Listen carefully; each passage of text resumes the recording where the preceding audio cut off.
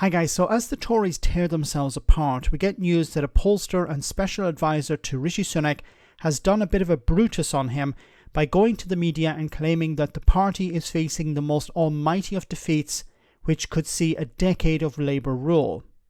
Will Dry, the guy in question, went on to claim that if Nigel Farage joins the fray and runs with Reform UK, the Conservative Party could be non-existent by Christmas this year.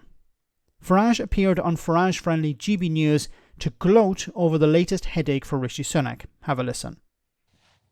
The game's up, isn't it? I mean, all this argument that we're a broad church in the Conservative Party, the public have woken up to the fact that it's a broad church without a religion. They don't believe in anything. Nothing. They are liars, they are charlatans, they are spinners. And I'm personally particularly angry because in 2019, I did them the biggest favour ever.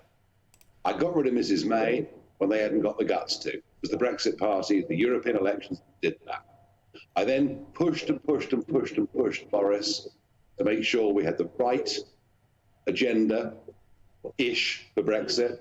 I then stood aside in 320 seats and gave him a bye, effectively, in the general election.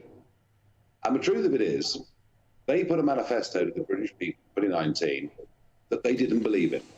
It was a lie. The whole thing was a lie. They pretended they believed in Brexit. They pretended they'd cut immigration numbers. They pretended they believed in our borders, and actually none of it was true. Okay, it's pretty bad when Nigel Farage calls you a liar and a charlatan because he's a bit of an expert in that field. Now, there's a few things that he said that I don't fully agree with. For example, when he said that he got rid of Mrs May, so he's talking about Theresa May. No, it wasn't him, it was the ERG.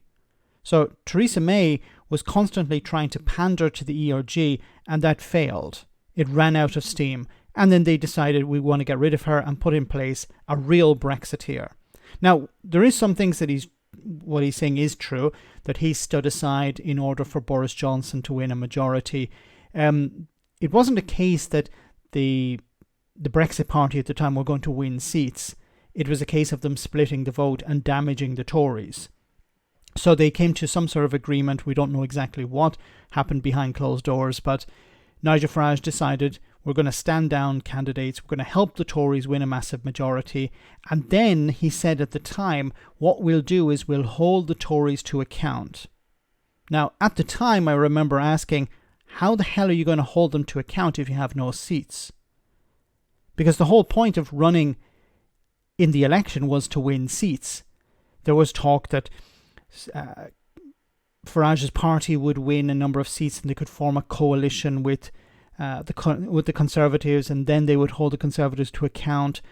But at the end of the day, he didn't do that. He stepped aside and allowed stuff. Isn't it? I mean, all this argument. What do you make of that?